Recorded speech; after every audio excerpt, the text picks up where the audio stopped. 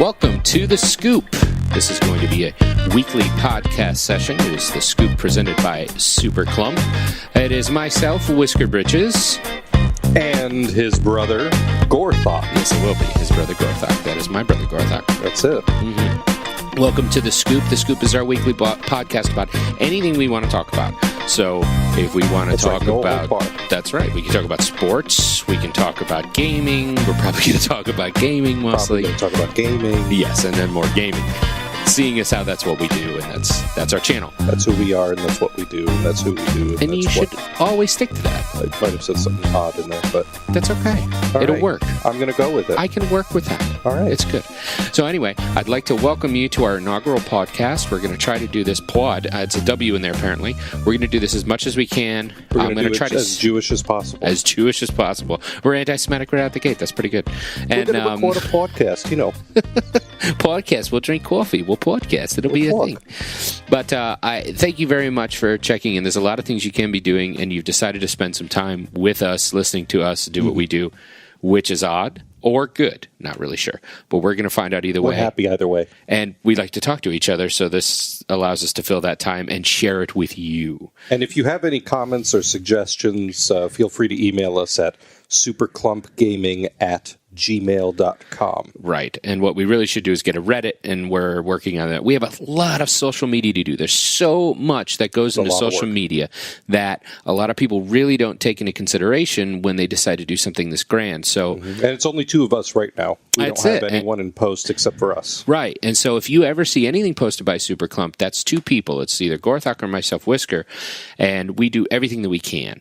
So just as a quick basis of what we've done, the YouTube channel is set up and complete. So you can find us up there. The first season of Walking Dead, we are on episode 1 that is posted.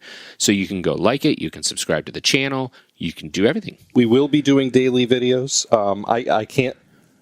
I can't speak for this first month, but we will eventually be getting to a daily video situation on YouTube. It takes time. So we've got a lot of content to give you. We've got a lot of content wrapped up that we need to edit and get to you.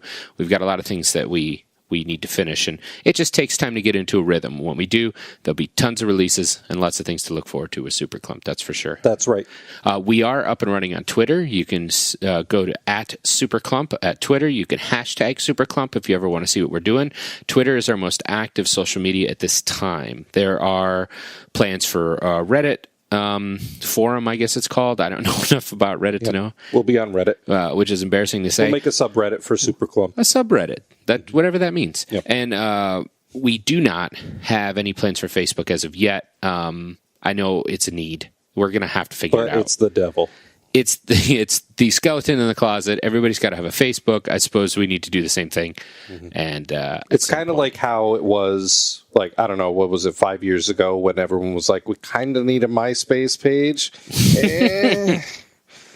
That was more 10 years ago than anything. 10 years ago, I guess. Yeah, you're right. But yeah, there was a time when everybody needed a MySpace. You needed the MySpace page even though no one really wanted to. It was kind of on its way out. Post your own music that wasn't yours. It was great. It was great. I used it a lot for when I was in a band. So I was always using MySpace for bands. It was the only place to post music for the longest time. Yeah, I remember that. So in the subreddit, in the Twitter, anything that you can get a hold of us, you can leave comments on our videos. If there's anything in particular you want to hear us talk about on our podcasts or any suggestions you want us to do for upcoming videos or video series, you can always leave us in the comments. Anything constructive will get looked at positively, and we'll obviously take it to heart.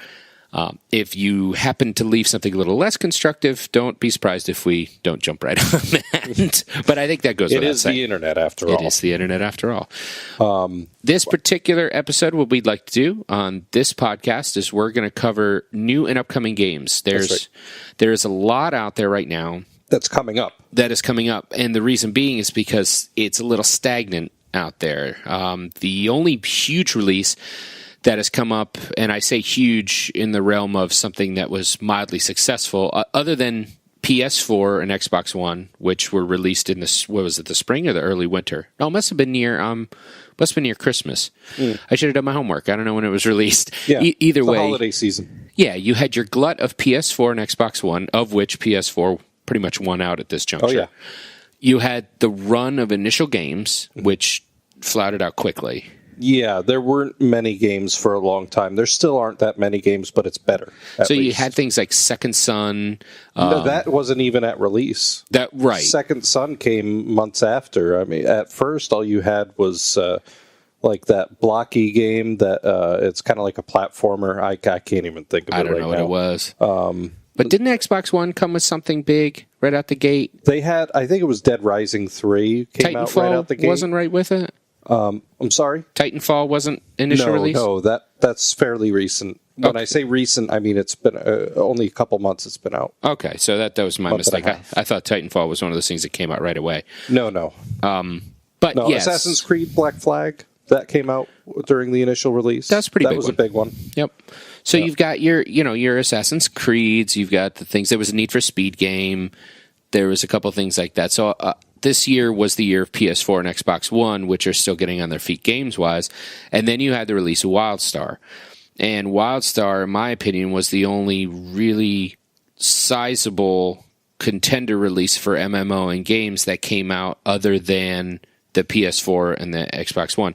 There was the Well, Final Fantasy: A Realm Reborn came out for the PS4. For the PS4. Or PS4, yeah. Right, but that just came out not that long ago, and not to mention that game has already been out. The relaunch already happened.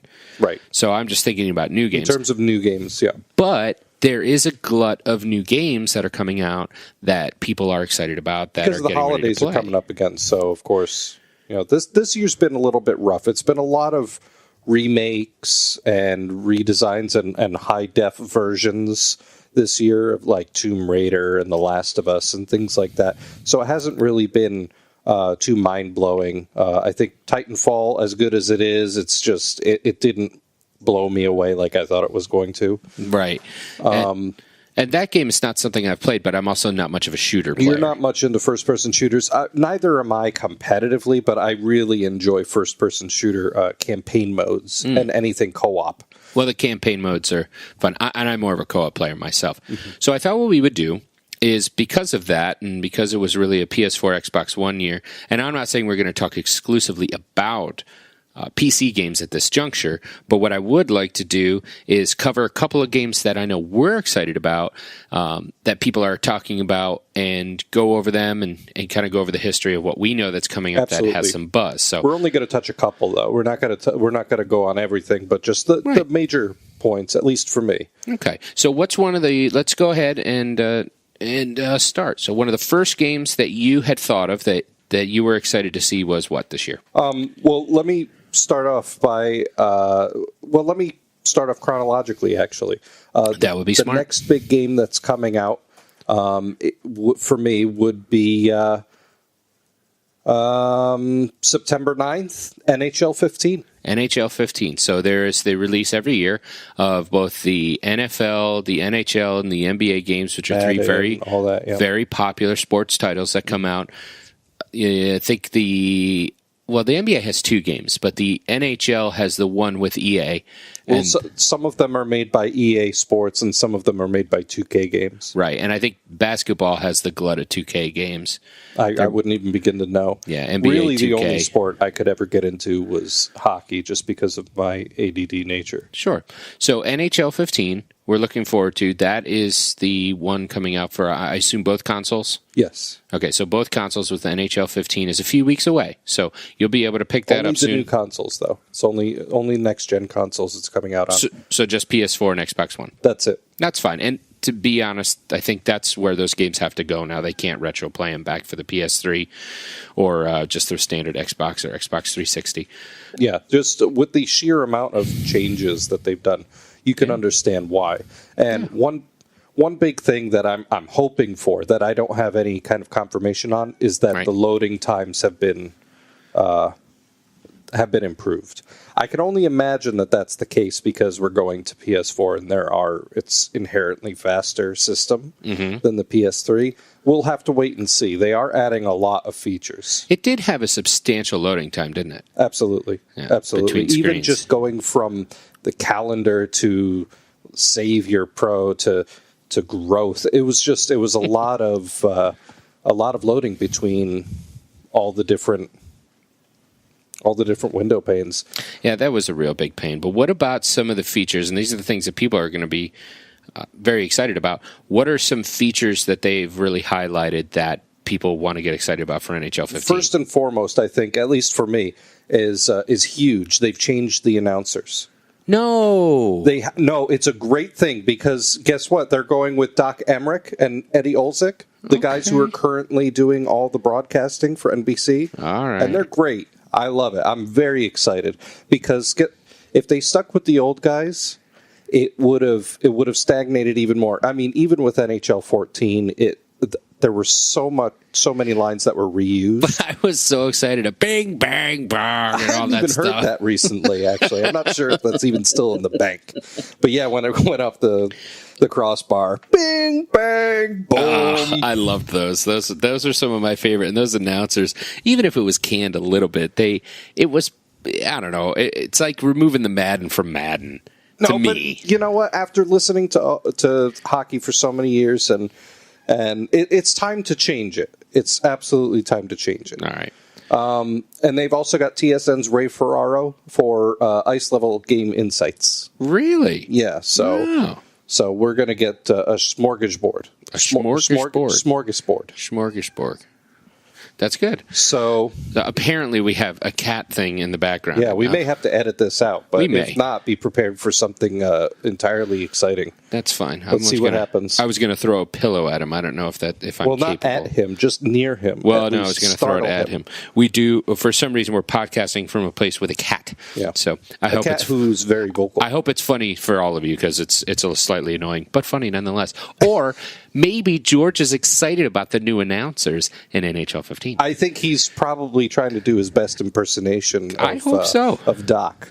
So anyway, right, what new else? Announcers. There's also they've changed the way that the models work.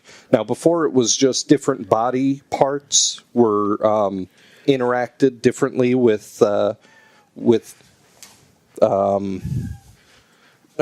on. Frickin' A. I know, he's unbelievable. So different body parts are interacting. So yeah, there's different body parts now. So another change that they've made to NHL 15 is instead of the physics working with each individual body part, now they've gone another step to layer the different items that are on the player. So now not only is it the body that interacts with stuff, but also the equipment and the jersey. All three of those work independently of each other. It's incredible. That sounds like a different layering that you really wouldn't expect. So it makes things flow a lot better and look a lot cleaner on the looks much more realistic, less clipping. You know, when you hit another player, you actually see what would normally happen. That's really cool. Yeah. Yeah, I'm excited for that. That's a big deal. Also, they're rebuilding the puck physics. So, really? You know, the rolling and playing it on its side and things like that actually play a part. That would be great. I know that can sometimes play a huge role in how somebody is able to control the puck on the ice. If it's on its side, it's really tough to shoot, or maybe having it on its side is good for a wrister. So that if that really does play in, that would be very interesting to see how that plays out. I'm excited for that. NHL 15, very, very interesting. I know that fighting is always the thing that comes up when you talk about hockey. Did they make any changes to fighting? Not so far as I saw. Now, with fighting, though, in the most recent one, NHL 14, they made some big changes to fighting. Okay. So I think that was one area where they didn't really take too much focus, and they just kind of poured it over. Well, I mean, if you get it right this time around after working on it, you move on to something else. So. Yeah, and there you will notice some differences with the fights now with the different layering. Okay. That makes sense. And last but not least, as far as benefits are concerned, more lifelike arenas. Oh. Big time. So instead of just having the same three characters multiplied over and over and over again in the stands, they're going to try to make it look better? They're having all different fans interacting differently. They're going to have signs now. Wow. They're going to there's going to be dramatic lighting for each of the different arenas, different entrance tunnels. Huh. The crowd is going to react more to on-ice activity, and apparently there's 4 times the amount of animations from the crowd members alone than there was in the previous installment of NHL. So it's going to be pretty fantastic. I'm looking forward to it quite a bit. That's awesome. I hope they bang on the glass harder and make more noise, too, because that's a big factor. When you get in the scrum in the corner, when you bang somebody and pin them against the ice and trying to boot it out, and they're banging on the glass, that would be really cool. Apparently, though, there are some online limitations which weren't there before. So right now, apparently now, you can't really play online with friends too easily. So that's going to be... In 14 or 15? In 15. Oh, really? Yeah, big oversight. So we're going to have to see how they work around this delicate issue as time counts down to release. See, I thought the PS4 and the Xbox One platforms were built on the ability to be connected all the time, both for information, to download games, to play with friends, to interconnect. I thought that was like a big, big part of it. Well, this isn't made by Sony. Okay. This is made by EA Games. So whatever decisions they make has no bearing on what Sony's platform or plan was. Okay. But didn't they... It just seems like with a platform like that, they would have taken full advantage. It sounds odd. Now, that's not to say they haven't gotten rid of all online playability. It's just that you can't just pick up and play a game with your friend in the same way that you used to be able to. So we're going to have to see what kind of workarounds we're going to need to utilize in order to do that. Well, hopefully they come up with something. I mean, it comes out September 9th, so whether or not they fix it, I'm going to play the hell out of it. Yeah, and I'm sure, you want your season mode, you want your ability to start your season and do your thing. I'm sure the playing with friends thing doesn't come up first and foremost. A lot of people want to start their seasons, play their games, do that kind of thing first. The EA SHL mode and the GM connected mode apparently are what are taking the brunt of the abuse. So we'll have to see what happens. And as long as they interconnect properly with the NHL season, with trades, with things like that, that would be good too. Right. Well, I don't even know if those modes even exist anymore, is what I'm saying. It would be nice. We'll see. All right, so that's NHL 15, that's September coming up 9th. September 9th, currently out for both platforms, PS4 and Xbox One. And that is one of the sports games we've decided to cover here today, and that's an EA game. It will be the only sports game we cover. Good. Well, we cover a range of things. That's going to be okay. That's right. Actually a good thing. So, next on your list, are we still doing chronologically? We could do chronologically. Let's do that. Okay. The next one will be in October 24th that I'm really looking forward to, and that would be Civilization Beyond Earth. Ah, Sid Meier's gets another release, Beyond Earth. Okay. What do we know about this? First off, it's in space. Okay. It's in space? It's in space. Well, not literally, but you go to a new planet and colonize it. Okay, so this is truly... So instead of the old Civilizations 1 through 5, which where you play older dictators or known dictators that you basically play back from BC, you actually go colonize a new planet as a current AD or what 2014 person in space and go colonize a new planet with technology. That's very interesting. Yeah, and what you said there, it goes to show that this is totally different in the sense that you don't pick a civ beforehand. Right. Okay. You don't pick it's totally different in that sense. Now you pick your own civ. You create your own based on how you got to where you are. So, for instance, what organization backed your funding to get there, what vessel you used, who and what was brought to the planet, those all take part in shaping your civilization as opposed to the old cookie cutter. I'm going to be the Japanese army, which gives me, blah, blah, blah. A samurai. Yeah. Or I'm going to be a Polish, and I like to have policies all the time. Or I'm going to be Genghis Khan, and I'm going to warmonger or anything like that. Because we know those. We know those personalities. We know India, who's always trying to take over my religion. That happens in every game we play in Civ 5. India always tries to spread religion. They're going to try to take over my religion. It's pretty incredible. You know what we need to do is every time that Indy's in the game, I need to boot up REM's Losing My Religion for you so that you already know what's going to happen. Because that's exactly what happens. Yeah, you just keep that song handy. It will happen again. So happen again. Civ 5 for me was the best one so far. It was everything I wanted it to be and then a little more. Being a Steam adopter in the last 2 years and kind of being late to the party, it was interesting to see the extra packs that came out for it, but didn't really take advantage of all the extra things that people made. I know there were other packs that people made different Steam civilizations. Workshop. Yeah, the Steam Workshop had things like you could play Canada, you could be a certain different time of another civilization that had a different dictator. So the recreation of World War II was created. Really neat stuff that I didn't take advantage of that I wish I had. And what's going to be good for me is I assume Civilization will be a Steam release again just because of the popularity of how it went on Steam. It'll be interesting to see how this goes with other releases because they get to do whatever they want this time around. This is a whole new venture. This is a whole new way of playing Civ. This is a whole new interaction with Civilization that a lot of people, I think, are ready for, but also it's brand new territory. So you may have a lot of purists upset about the way it is because... Well, this isn't their first foray into space. It's not. No. They've done something similar before, and I can't think of the name. I've never even played it, but I know they've done it before. That almost speaks to what I was talking about.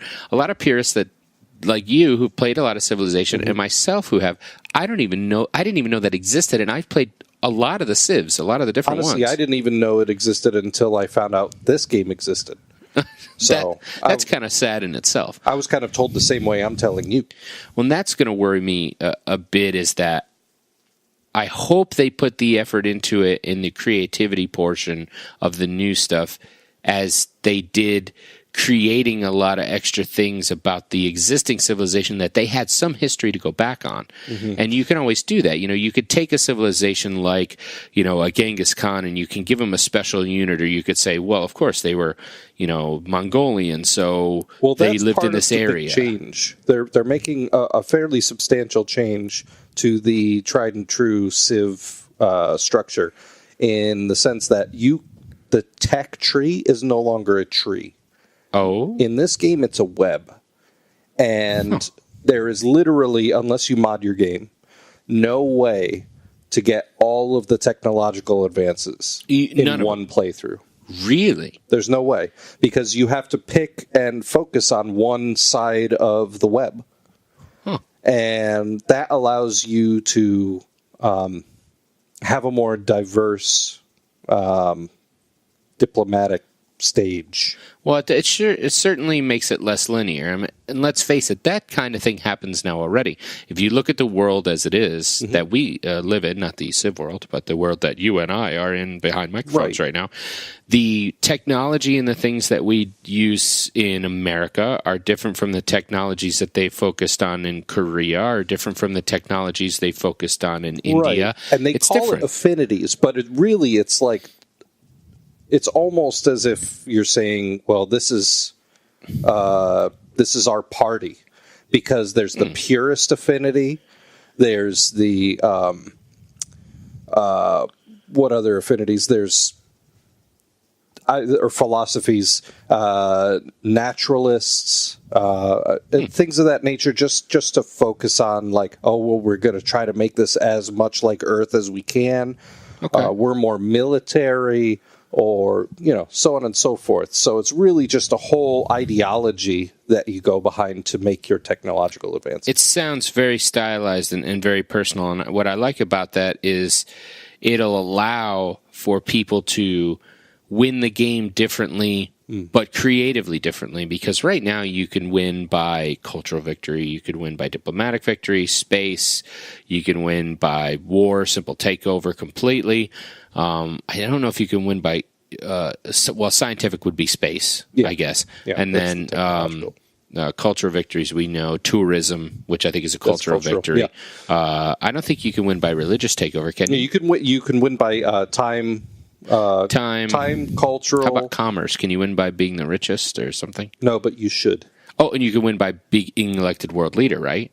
Yes. So diplomatic victory. So those are your choices right now in Civ 5 are different victories. But when you get into this new one, it sounds like when you only have so many splinters of webs, you may want to play the game many different times to go down many different webs and philosophies to win in many different ways. And that opens it up to a lot more fun for the user and the game player like us to be able to say, I want to try something new today, because I can't count the number of times I've tried to play Civ 5 when we co-op with Colto, or when we try to co-op with anybody else. Mm-hmm.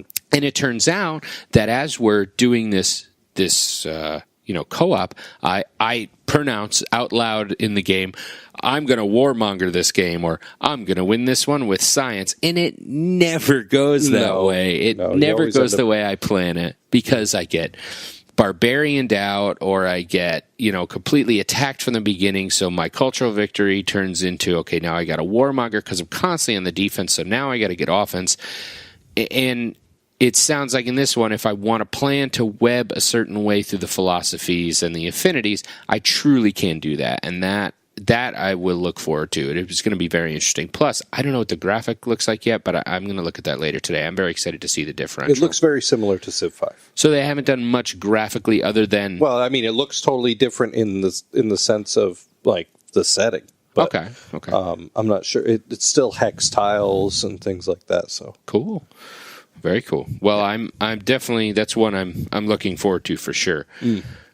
So Civ 5, that releases out October 24th. It's not Civ 5, it's Civilization Beyond Earth. That's October 24th.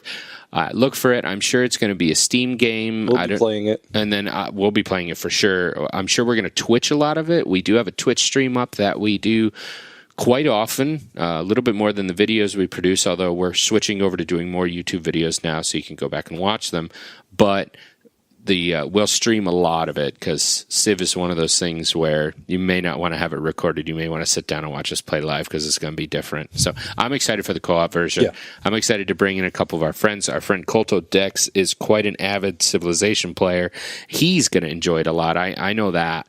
And then we have some more friends that I'm sure will want to be part and parcel to that. So we'll have a good time for sure. Absolutely. So look for that October 24th. So another game that's coming out, I think, can I guess what the next one is? Go for it. Because here's the thing. You're at the end of October right now, what you're telling me, and you said you were going chronologically. So there's only three games that I can think of that are coming out. And I don't know if this is the next one you're going to talk about, but there is an expansion coming out in November that I know is coming that is massive. You got it. Is that the one that I'm thinking about? World of Warcraft. The World of Warcraft expansion. How could we talk about upcoming games without covering a massive World of Warcraft expansion that they try to do is it a year now? Which we're currently not playing. That's right. We are not playing. As far as MMO goes, which we're huge MMO players and fans. In fact, that's my major play style is MMO. That's what I prefer more than anything else. I've played more MMOs than I've played of anything else. Agreed.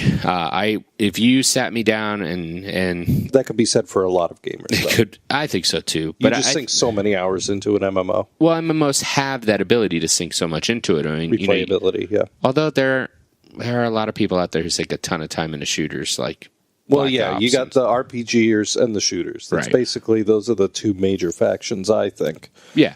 And we all play differently. Wrong, I think you're right. The MOBA style players, and then, they play a lot of the shoot 'em games and the first person shooters, and then the rest of us are kind of RPG. I would link those two together, really. Even though a MOBA's not a shooter. And that's really not our thing. Competitive field. And so I think that's why these co-op games like Civ and then the World of Warcraft expansion are more up our alley. So the World of Warcraft expansion comes out November when? November 13th. November 13th. Now, I knew it was a November release because that seems to be on par with everything they do. They've always released stuff in November. I don't know why people rumor it to be any other time. Yeah, it seems kind of goofy, doesn't it? Always November. Yeah. So this one will be in November again. November 13th and this one is called? Warlords of Draenor. Warlords of Draenor. Raising the level cap to 100. A lot of people have seen this already because there's a ton of beta. There's a good amount of alpha that got onto YouTube. There was a good amount of alpha that got live streamed.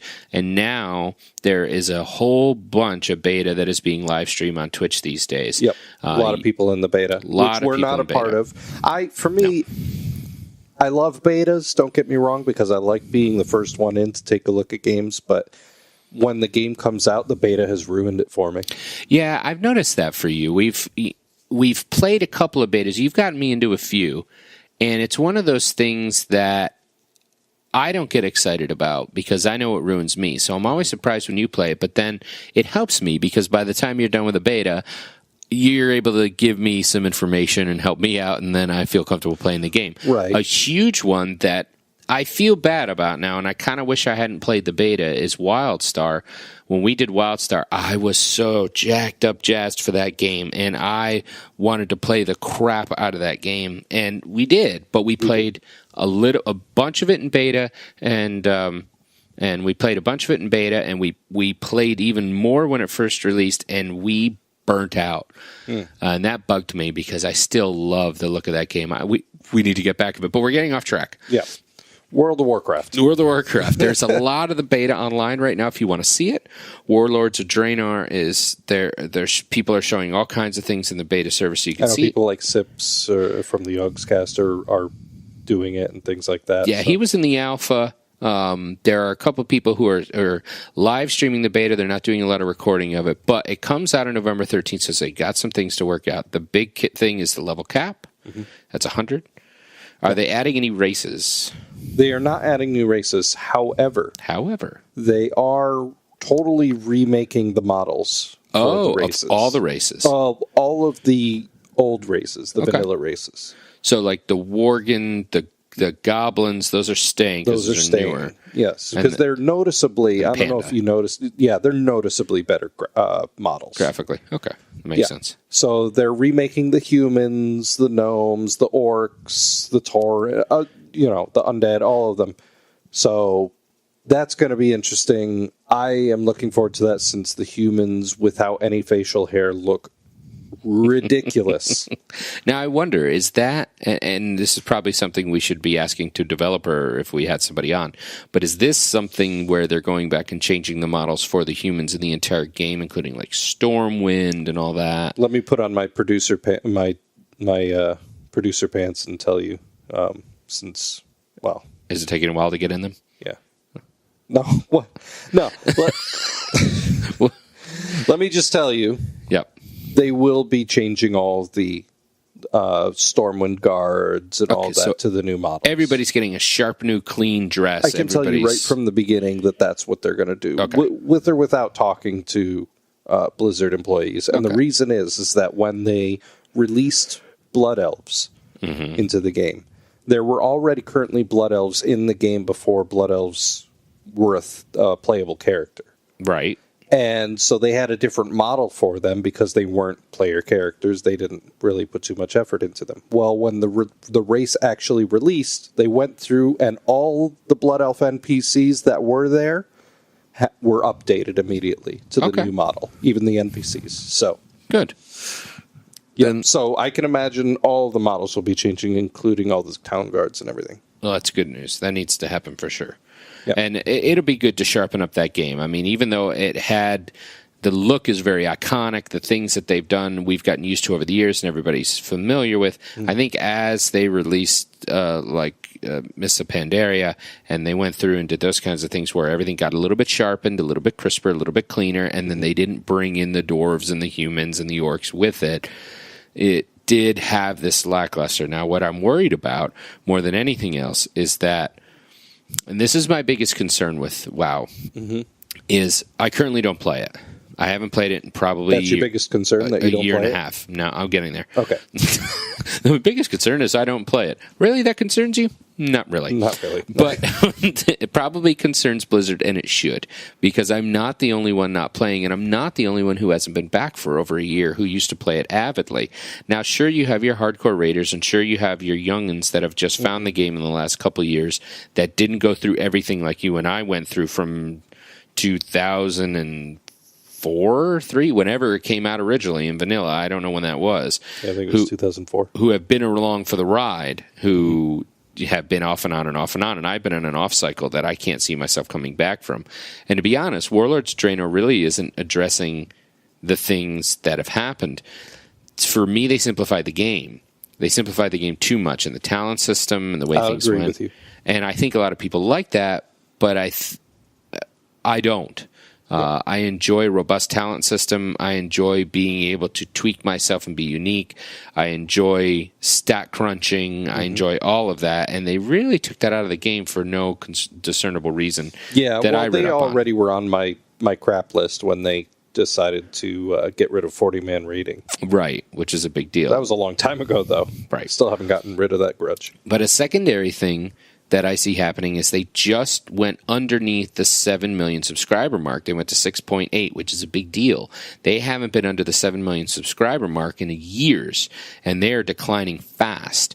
And that subscriber mark is going to hit a bump in November when people come back to see the new expansion. But how much? In the advent of these days, with people being able to see the beta, with the people being able to play the beta early, or with everybody being able to see and hear about these minute increases in things that they're going to get. I mean, what are some of the other things that they're going to get? Well, you're going to be, the major thing is that you're going to be able to construct a garrison. It's sort of like a game within a game.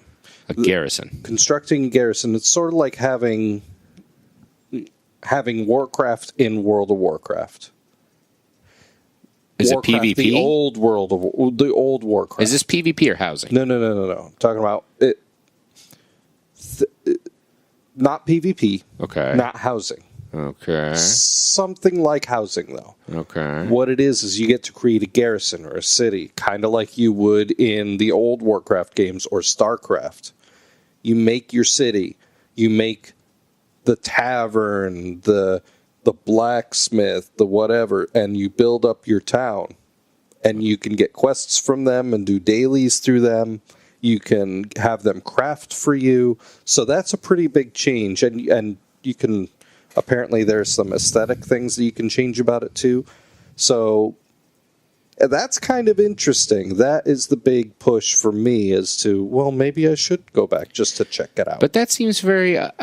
it seems like an isolation tactic. I know that sounds weird, but it sounds like a really strange way to do player housing that severely isolates people, because in MMOs, for me, in MMOs, the nice part was running around and seeing other people's nameplates above their head running around doing things that you could interact with. And then you go to a city and there's a bunch of people standing around. A lot of them are doing silly, goofy stuff and really just trolling. But the other people are actually doing things, and they're there to help you insert gems or do an enchantment. I kind of miss that, because it created a community. It created a community of people that wanted to be in a guild together. It created a community of people that wanted to do things and achieve and accomplish things together. And I feel like if you have this garrison and you're able to construct a blacksmith or a gardener that's going to do all these things for you, you're going to go to your garrison, you're going to get your things done, they're going to do your crafting, they're going to do whatever, and then what use do you have for the general public of people you want to play with? Now all you do is meet up at a temple gate and go storm a castle. Well, who gives a crap? Well, you don't even have to do that anymore. Exactly. You just queue up for it. So a lot of that it's taken the community aspect and accomplishing something together. Now, I know there's a lot of people that like to play singularly, but I felt that the games had that already, and it's getting taken away. And that was one of the big things. I hate to go back to this, but one of the big things that I liked about WildStar was that it felt like it was going back to a standard MMO where you met people in the world, they could help you with stuff, you needed other people's help to do things, but at the same time, you could solo by yourself. And it just sounds like another thing in World of Warcraft that you can do on your own. Is just isolating people further from the community. Well, most people do their own thing on World of Warcraft. Sure. Which, the game is meant to be a multiplayer platform. But it's true. Most of the people who play World of Warcraft play by themselves. That's crazy for an MMO to have that happen. I'm not sure if that's a real figure, by the way, or a real thing, but at least I think most of the people who play this game do play by themselves. They go, they level, or they'll farm, and I thought that was most of the players. When I saw such a figure for how many people raid, and it was such a small percentage, I was blown away. Yeah, it used to be a big part of the game. But it used to also be the only way you could get the best stuff. Mm-hmm. And then people whined and cried, or maybe they didn't. And, well, it still is the way to get the best stuff. Right. But for some reason, there's been such a huge de-emphasis in MMOs and the way that they came in, and they've changed them dramatically. And I'm not sure that I'm on board. I'm not sure that I'm a fan with the current status of MMOs. I mean, we're playing Guild Wars 2 right now. Right. All right. And this is a discussion that could go on for a long time as far as where we're at with MMOs. Mm-hmm. And make an entire episode just on the MMOs and not even cover everything. Right. But I feel like this needs to be said. And maybe people won't validate that because they don't feel like I'm enough a part of the community, or they don't know me enough to know whether or not I am, and I don't really care. It's your opinion. It is my opinion, and this is our podcast, so I'm going to have it. Damn it. Opinion. I'm going to have my opinion, I'm going to eat it too. And the biggest thing is that when you start taking the community aspect away from an MMO, the literal translation of MMO being a massive multiplayer online, you take out the multiplayer aspect of that. Now, sure, there's going to be people that want to play alone, and sure, you have to give them content to do that. But if you get away from what makes it an MMO, which is that multiplayer aspect, which everybody seems to be retreating from, what are they really doing? Mm-hmm. They're just creating a community where people can kind of talk to each other every once in a while if they want to say hi to their friends. It stinks because it was such a great way for gamers who, unfortunately spend a lot of time sitting in front of a keyboard and a mouse to have a community to feel a part of and to be able to accomplish something together as a group, which is huge. And I feel like a lot of people aren't doing anymore, putting emphasis on, because if you're not going outside to accomplish something as a group, to be in a sports team or do something, what you like to do is sit in front of a computer. That's great. But when you can do that and accomplish something with a bunch of people, there's a reward in that feeling, even if it's online, even if it's not a real tangible sword that you could put your hands on. There is a feeling associated with that, and there's an accomplishment associated with that passes down when you turn off the game for the night. When you turn off the computer and you go to bed and you want to have that feeling like you did something, you can't ignore that. That's a big deal. And a lot of people's hearts were tied up in that. I know the biggest problem we have now with MMOs is we can't find guilds to be part of. And the hardest part is that they're not big anymore. They're not big communities. They're not places where people want to hang out and just chit-chat and be silly anymore without just getting on and talking about poop jokes all the time. And I don't know if it's just because kids are playing them or what, or if it's an age gap, but I miss it. I genuinely miss that about MMOs, and I wish it would come back. I wish it was something where people felt more about a community, and I feel like the game designers have kind of kowtowed to the individual lists as opposed to saying, no, we want you to do this together, be part of a group. And I know they have to because people pay for it, but it makes me sad that that's where this is going. It really makes me sad. I don't know how you feel. Well, that was quite a lot to take in. I'm not sure how I can summarize. How do you feel? I don't need you to summarize. I mean, what's your feeling? And why do you depart from MMOs and try to search out for the next one? Mainly because I need that sense of adventure in an MMO. Sure. I need to feel like I'm actually in the world, and if there are too many shortcuts, I'd start losing interest. So what I was talking about was a thing where they simplified things and they make it easier. I mean, there's a lot of those shortcuts in there now that cater to the single player aspect. And that's the thing. It caters to the majority of players, and that's really where it comes in, because at the end of the day, they're a money-making business. Sure, certainly. They're going to cater to the majority, and the majority says, we like to solo, we like to quest, we like to PvP, we like to dungeon and raid, but we don't necessarily want to spend all the time working on getting a proper guild together. That's the general public in my eyes. So actually creating that tight-knit community just, it exists, but it's harder to find. That's a shame. But it's not to say that they're not out there. They're definitely out there. But if you're a World of Warcrafter, if you're an MMO player and you truly enjoy it and you're looking forward to it, your brand new character models, your garrison is coming out. When you pre-purchase, you get a free level 90. A free level 90, because let's shortcut you to the front. And then if you pre-purchase, you get a free level 90. November 13th, Warlords of Draenor comes out for Draenor, I don't even know. Draenor. World of Warcraft, that is your November 13th. That's your big MMO release this year. And it's a pretty massive one. I'm sure it's going to be $60 or $70. Big MMO release that's to come. Yeah, and it's coming. And it's in beta now. Check out. There's lots of Twitch feeds. There's some other things in there.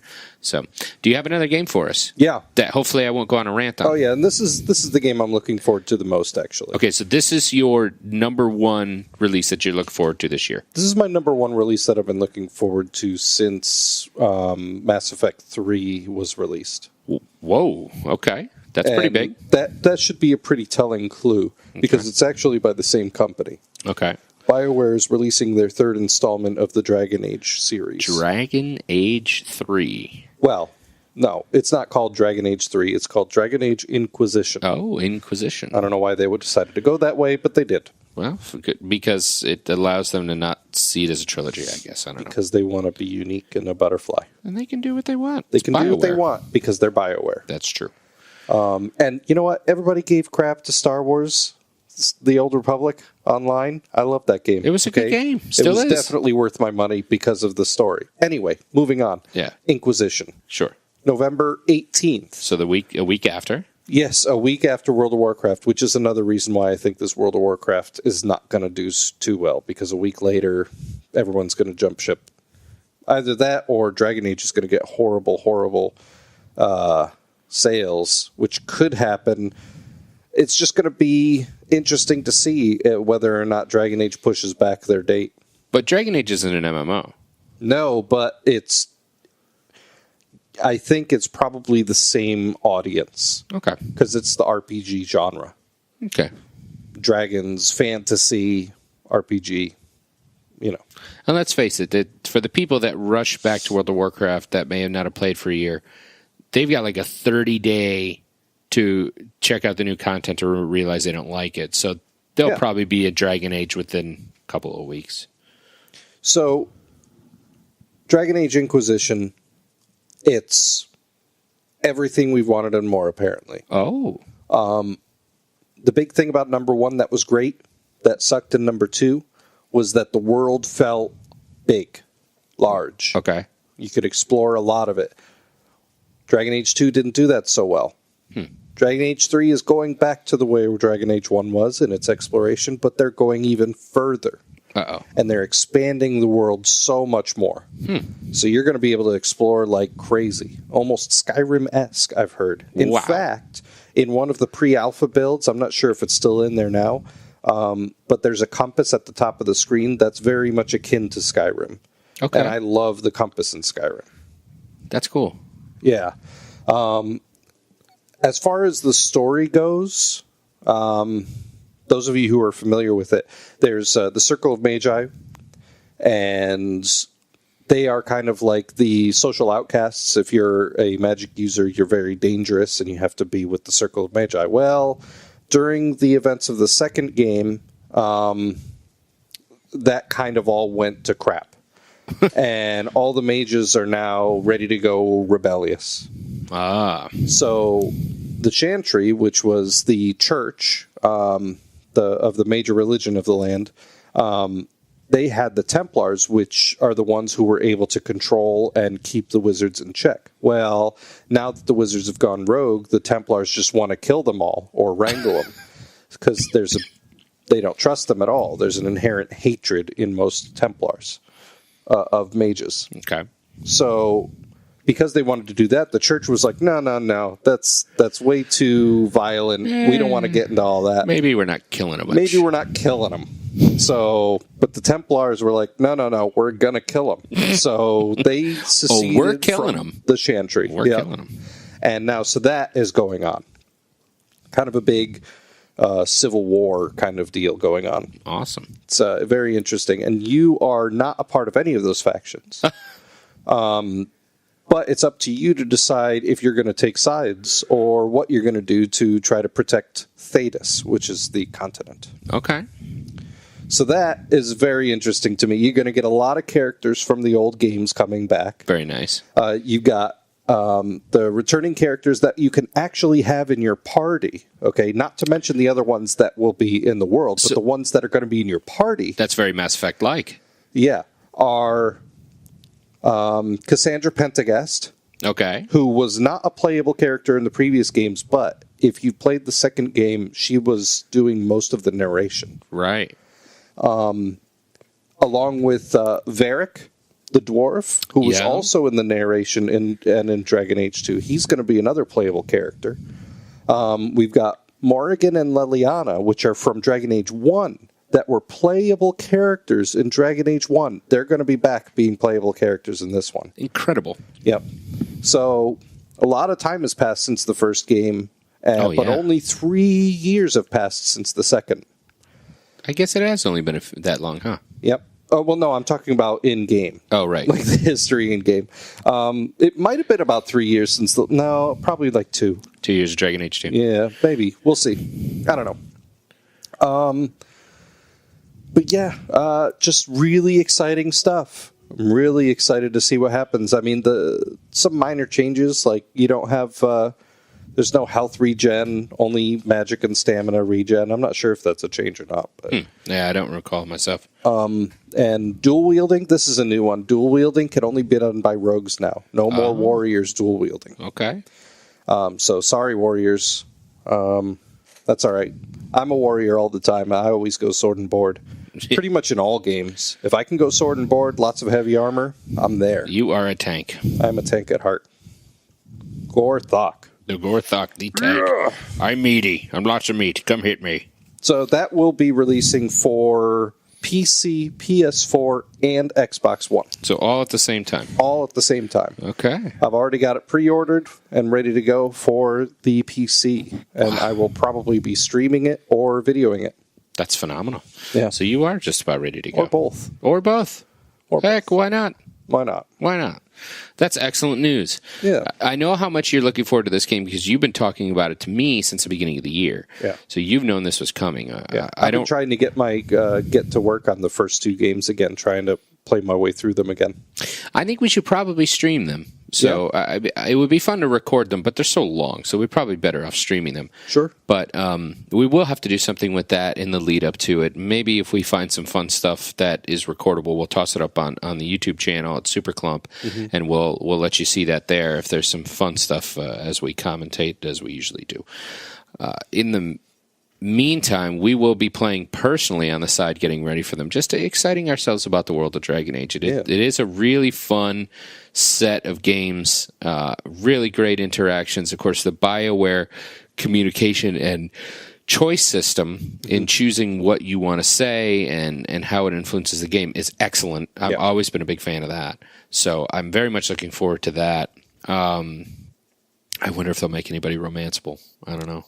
Yep, you can do romances. Also, you can pick between multiple different voices. This is a new one. I think there's either 2 or 3 different male and 2 to 3 different female voices you can pick from. Excellent. Which is a nice added feature that they haven't done in previous BioWare games. I'll be happy. I mean, they have done it in Star Wars The Old Republic, but they were totally different races. Right. Which, now that we've been talking about it, I kind of want to play Star Wars Old Republic.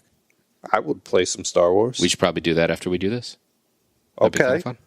But anyway, we're talking about Dragon Age Inquisition. That is November 18th currently. We'll see how that does because the Warlords of Draenor has to come out and could steamroll everything. So who knows how that's going to go. But right now, November 18th, look for that Dragon Age Inquisition on all your majors, including your PC. That's the way that's going to go. We're excited about it. Hopefully you are too. Yeah, I've got a few extras to You got a couple more for us? Yeah, I got a couple more to throw at you. We're not going to go through all the pros and cons of it. I just want to tell you a few things to look out for as well that are on the horizon. Great. September 2nd coming up, The Sims 4. I will be playing it. Excellent. I know it's not everybody's speed, but I love that game. That's right around the corner. I'm not ashamed to say it. Well, you know what? Sims is a huge set of games. I wish they had nailed SimCity better. I hope that they work on that in the future. But I know The Sims is a massively successful enterprise that people love. It's a giant money grab for them, but I'm willing to throw money at it. But people love The Sims. Yeah. So that'll be successful on September 2nd. That's only a few weeks away. So also, and then after that, October 14th, Borderlands, the pre-sequel. That's going to be on Steam. Did you say the pre-sequel? For all the Borderlands fans. Pre-sequel, I don't know. I haven't really read anything about it because, frankly, as much as I enjoyed playing Borderlands, I never finished the first or second one. Okay. Never finished them. I enjoyed them. A pre-sequel. Pre-sequel, yeah. Okay, so that's in October. I don't know what that means. Maybe it's like a mini game before the next one comes out. I'm intrigued. Or maybe it's what happened before the sequel. Who knows? I'm intrigued either way. I'm intrigued. Yeah. Maybe I'll find out after this what that actually means. Have to look it up. I've never heard of pre-sequel, but we'll then lastly, the date is I'm unsure on the date, but Grand Theft Auto 5 for PC, also for PlayStation 4 and for Xbox One. I don't know if that's coming. I saw one date, December 31st, but that's probably going to be pushed back to next year. But I'm looking forward to Grand Theft Auto 5 for the PC like nothing else. With the way that they modded the heck out of Grand Theft Auto 4, there's going to be some fun stuff coming up. That's good to know. I mean, you'd think by this time people will have played out Grand Theft Auto 5 as much as they possibly can, but then when you were talking about the mods and such, I really didn't think about how they could drastically change the game as coming to PC. So, and then, of course, I don't know what they could add going to PS4, but it'll be interesting. For PC, I'm intrigued because I do want to see the mods. Other than that, also we want to stream it, and I haven't set up the PS3 for streaming because PS3 it's on the outs. Right. Well, I mean, we set up the PS4 for streaming, and that's about it. And we don't own an Xbox One, but I'm sure we need to do that too. We will need to do that. We're going to need to do that sooner than later. So excellent. So that's what you have looking up. Just as a recap for you, September 9th is your NHL 15. That's your next sports game that's coming out. I'm sure your Maddens are right behind it. We didn't cover that in this one. Civilization Beyond Earth is October 24th. That's later October. That is a brand new Civ game that they're putting out, Sid Meier is doing. So very much excited for that. And that is your build-a-block, your builder game. World of Warcraft Warlords Draenor is November 13th. That's your huge MMO release this fall. You want to make sure to look for that. If you've ever played the game or you're thinking about coming back to it, you've probably already heard about it. So we're just covering things again. And then, of course, you've got my big spiel about what I think about those types of games, and I could go on forever about it. But nonetheless, that is your huge MMO release that is coming out this fall. And then your single-player RPG that we're most excited about is Dragon Age Inquisition, and that is a week later, November 18th. I wouldn't be surprised if it gets pushed out another week just because of release, not because of game issues. But then again, November 18th gets them 2 weeks to get stuff in stores for Black Friday. So I wouldn't be surprised if it does stick on November 18th so that they have the supplies ready for Black Friday. And that's going to be on all the major consoles, including the PC. And by major, at this juncture, remember, it's Xbox One and PS4. And to cover another one, like we did, Sims 4, September 2nd, Borderlands pre-sequel, October 14th. Dragon Age is also PC. I'm sorry? Dragon Age is also PC. Yeah, you said Xbox and PlayStation. I thought I said PC before, but it's definitely a PC game. And then Grand Theft Auto 5 coming out for the PC and the newer consoles. It's supposed to be end of this year, but we'll see when that actually happens. That's just a rumor at this point. This has been our inaugural podcast. We haven't done anything like this before. We do some video commentary, which is going to be the crux of everything we do, is doing our YouTube channel, playing video games, commentary, laughter, jokes, having fun doing it. That is the basis of everything we're going to do when it comes to Superclump. However, this podcast, The Scoop, is something that we're going to be doing hopefully once a week. It's something to add to it. It's getting our voices out there so you get used to them. Right. We've talked this whole time. We only introduced ourselves at the beginning. When you hear my voice, that's WhiskerBritches, and when you hear his my voice, it's Gorethock. It's Gorethock over there. You'll get used to us as we go. We will start adding in webcams as we go. We have them ready. We can use them. We do use them for the live feed on Twitch, so you will be seeing more of us. We do have the Twitch channel as well, which is twitch.tv/superclumpgaming or Superclump Gaming. Superclump Gaming, right, for the Twitch. And then we have the YouTube channel. Please go check us out there. Twitter, we are at Superclump. Go check us out there. We're everywhere. So Superclump is going to be the name that you're going to get used to. You're going to get used to the logo. You're going to get used to hearing us. You're going to get used to seeing us. And we really hope you do. Whenever you find us somewhere, follow us, like the videos, subscribe to our channels. We really do appreciate it. We're big fans. Every little bit helps. Every little bit does help. We're big fans of you. We're big fans of people that really enjoy this type of stuff. And for us to be able to take what we do, hopefully make it funny for you, get it out there so you can laugh along with us. Feedback. If you have any comments, suggestions, what worked, what didn't work, let us know in email. Be nice. Preferably constructive feedback. Yeah. There's plenty of trolling out there, and we know you're going to troll us anyway, but constructive feedback is very much welcome. I'll just troll right back at you. And to be perfectly honest, we can tell the difference. Mm-hmm. So come on. We can tell the difference if you're trolling. We can handle it. We've been doing this for quite a while. I really want to thank you for hanging out here on The Scoop with us. I am Sir WhiskerBritches, and that is my pal Gorethock over there. Esquire. You're. Am I the Esquire? Or are you the Esquire? I'm the Esquire. Gorethock Esquire, and we are the I want to say the boys of Superclump, but I suppose we're the men of Superclump. Either way. Take it as you wish. I really do appreciate you hanging out here with us on The Scoop, and we look forward to hearing from you, and hopefully you enjoy everything moving forward. Have a great night, morning, or afternoon, depending on when you're listening to this, and we will see you next time. See you later.